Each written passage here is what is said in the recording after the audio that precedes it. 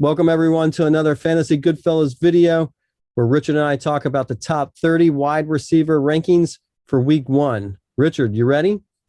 Let's do it. The Fantasy Goodfellas. Boom, boom, boom. Rolling on the field.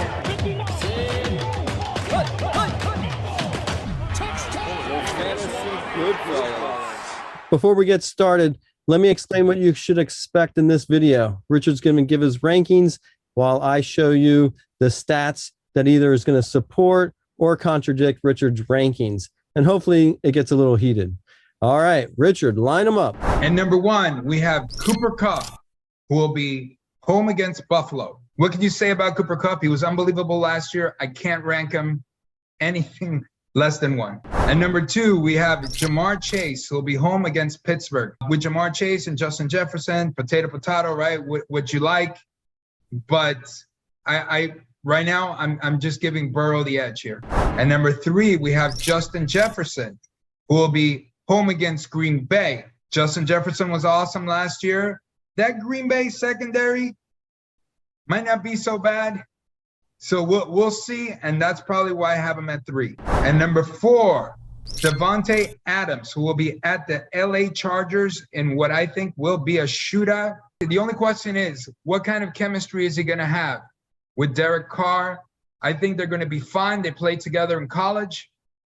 I think Devonta Adams is going to have a big season. And number 5, Stefon Diggs at the LA Rams.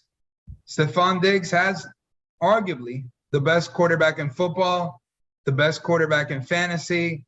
He will have a solid season. It's going to be a fun game. Real quick, Stefon Diggs had only 10 touchdowns last year. Tell me now, higher or lower this year? It's funny that you say only 10. 10 is very good. Chances are, from 10 touchdown passes, chances are that he's going to probably catch less, 8 or 9.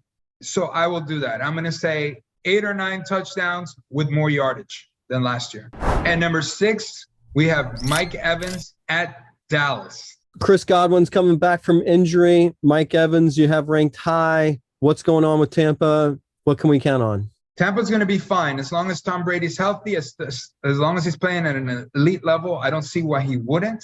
I think they're going to be good, but Mike Evans, the advantage he has over other Tampa Bay receivers is that he is Tom Brady's preferred red zone target. And number 7, Tyreek Hill, who will be home against New England. A lot of people are down on him because Patrick Mahomes is no longer his quarterback.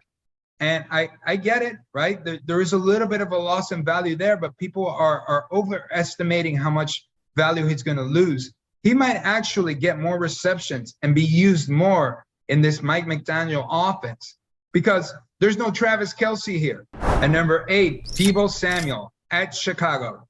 Big question mark. Is he going to be used as a running back like he was last year? Is he going to get the same amount of carries?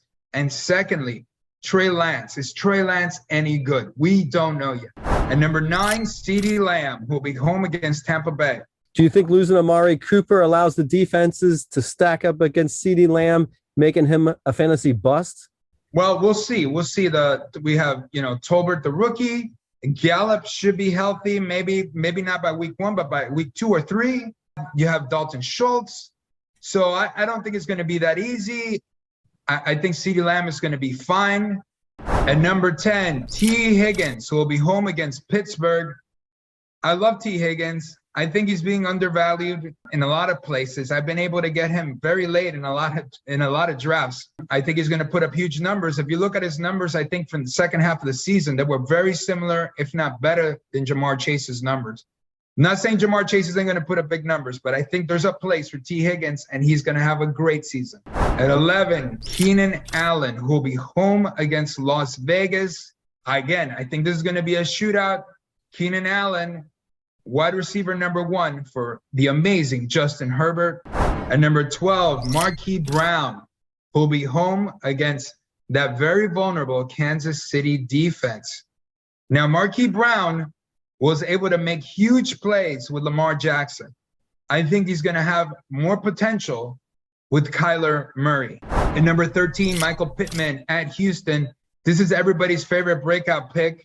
He's got a great matchup week 1. We'll see what kind of chemistry he has with Matt Ryan. And number 14, Courtland Sutton at Seattle. Now, everybody seems to think Courtland Sutton is the top dog. I think he's going to be number 1, and therefore I ranked him 14. And number 15, Mike Williams, who will be home against Las Vegas. Again, this game, I expect it to be a shootout. Mike Williams might not be the top receiver, but he's still going to put up big numbers. I love Justin Herbert. And number 16 is DK Metcalf, who will be home against Denver. Metcalf's a stud, and he put up decent numbers with Geno Smith last year.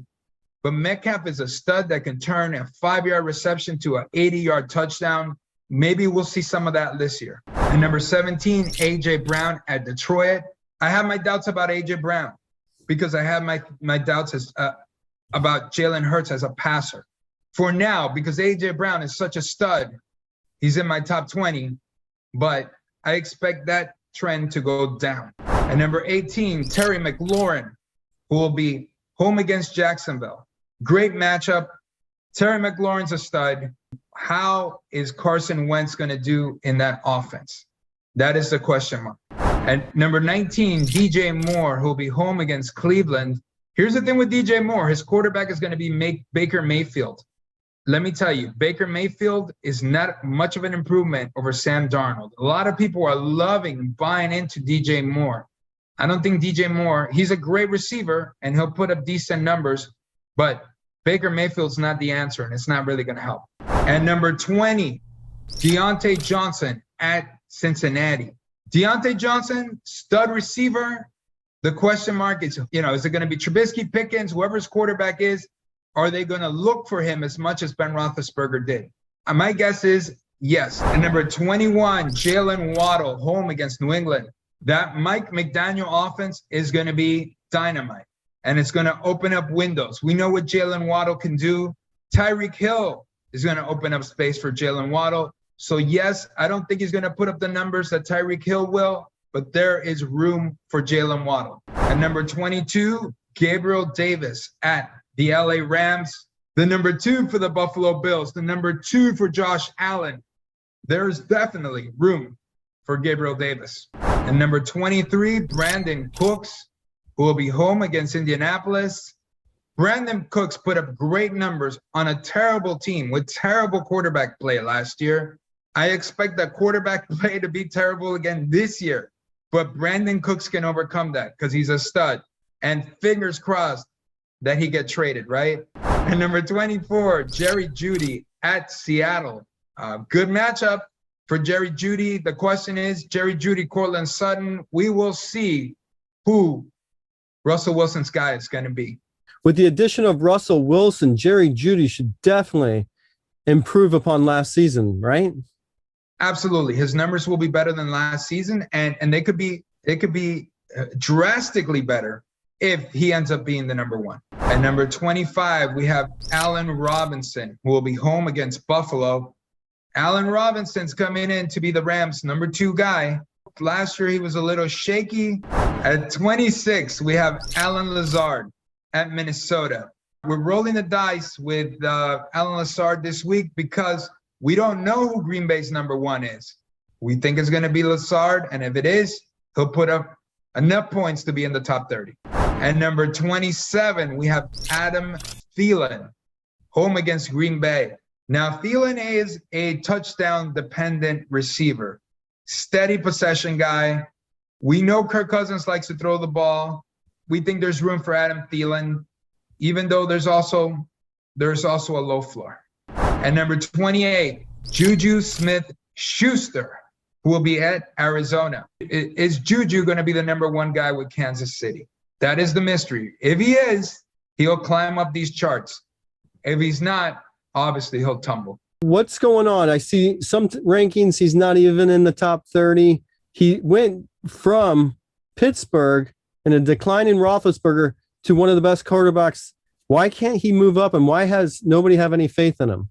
Well, because he was so bad the last few seasons, people wonder if he's lost a step. A lot of times a receiver loses half a step, and that's it. It's not the same. At number 29, we have Rashod Bateman at the New York Jets. The reason why Bateman makes this list is because the matchup is fantastic, and he is He is Baltimore's #1 receiver. And number 30, we have Hunter Renfrow at the LA Chargers. We know Renfrow's a stud, but that team added Devonta Adams. It's going to be taking a lot of his targets. Well, thanks for coming on here and sharing your top 30 wide receiver rankings for week 1. Real quick, before we move on, let's just do a quick montage of all the times you said, "We will see." So we'll see. Well, we'll see. We'll see what kind of we will see. Okay. All right. There we go. We will see. Thanks, Richard, for coming on here and sharing the top 30 wide receiver rankings for week 1. All right. Have a good one. The Fantasy Goodfellas. Rolling on the field. The Fantasy Goodfellas.